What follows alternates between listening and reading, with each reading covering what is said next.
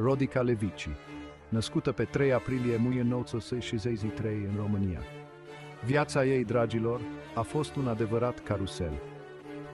Hai să ne adâncim în povestea ei, o poveste plină de haos, dramă și secrete care i-au ținut pe toți cu sufletul la gură. De mică, Rodica parcă avea lipici la belele. Era o specialistă în a crea probleme, iar la fel de zbuciumate. Avea un soț, dar fidelitatea nu era punctul ei forte. Deși măritată, avea aventuri nenumărate și nu-i păsa cine știe. Soțul ei, bietul om, copleșit de toate nebunile, s-a îmbolnăvit de la atâta stres. Ai zice că asta ar fi trezit-o pe Rodica la realitate.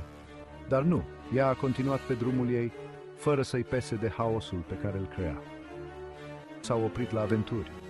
A făcut și alți copii, ființe, dar impactul asupra familiei a fost devastator, că se hrănea din haosul pe care îl crea, purtându-și viața tumultoasă ca pe un trofeu.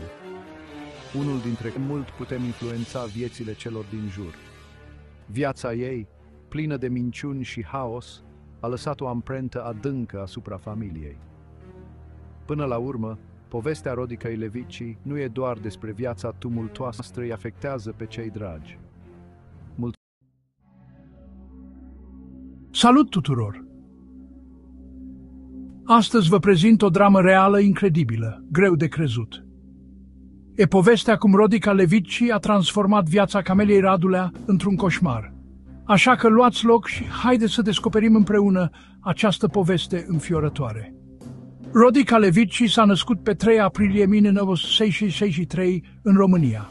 La prima vedere pare o persoană obișnuită, dar faptele ei spun o cu totul altă poveste. Totul a început cu Marco, fratele Cameliei. Rodica, din motive necunoscute, a decis să-l ia pe el drept țintă prima dată.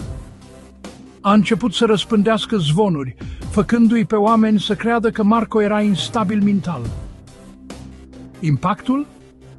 Devastator, atât pentru Marco cât și pentru familia lui. Dar adevăratul coșmar a început când Rodica și-a îndreptat atenția spre Camelia. Imaginați-vă cum e să te trezești în fiecare zi știind că cineva e acolo, hotărât să-ți distrugă viața. Asta a trăit Camelia Radulea. Tacticile Rodicăi erau perfide.